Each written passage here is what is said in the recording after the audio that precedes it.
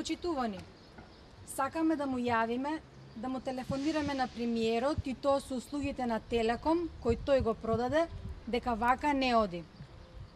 Тоа што бил на позиција не му дава за право да продава како што сака. Сакаме символично да укажеме, но и да опомениме зошто ВМРО-ДПМН не сака да прифати уставни измени со кои криминалот од приватизацијата нема да застарува.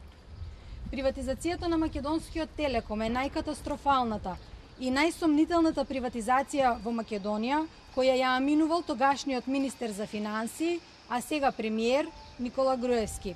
Дополнително, ВМРО-ДПМН преку својата фирма Аналитико, каде биле вработени сите тогашни опозиционери, а сега министри во владата на Никола Груевски, добивале големи надоместоци или уживале друг вид бенефиции од Телеком.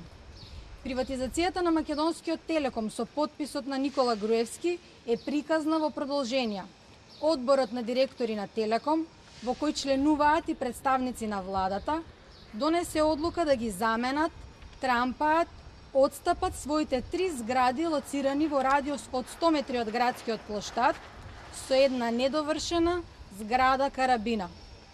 Кога ќе ја гледаме следната епизода од оваа транзицијска новела? Ке има ли крај или се очекуваат нови продолженија? Ги снесе ли златната кокошка на оваа влада сите јајца? За да не се види срамот? Затоа ли ВМРО-ДПМН не сакаше да ги гласа уставните измени за незастарување на кривичните дела поврзани со приватизацијата? Никола Груевски се надева дека никогаш нема да мора да одговара за криминалната приватизација на Телеком што сам ја потпишал. Ние, младите на СДСМ, бараме, бидејќи одговорноста секогаш има име и презиме, виновниците да бидат најдени и да се казнат. Без разлика за чии функционери се работи, правдата мора да биде задоволена. Сите замешани во овој корупцијски скандал да одговараат пред надлежните македонски институции.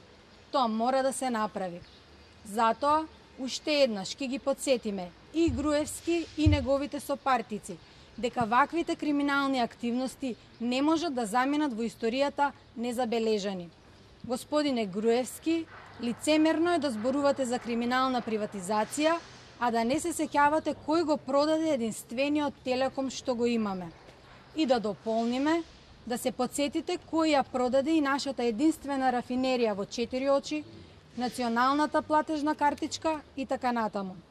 Како што веќе кажавме, вие ја имате главната улога во оваа транзицијска новела.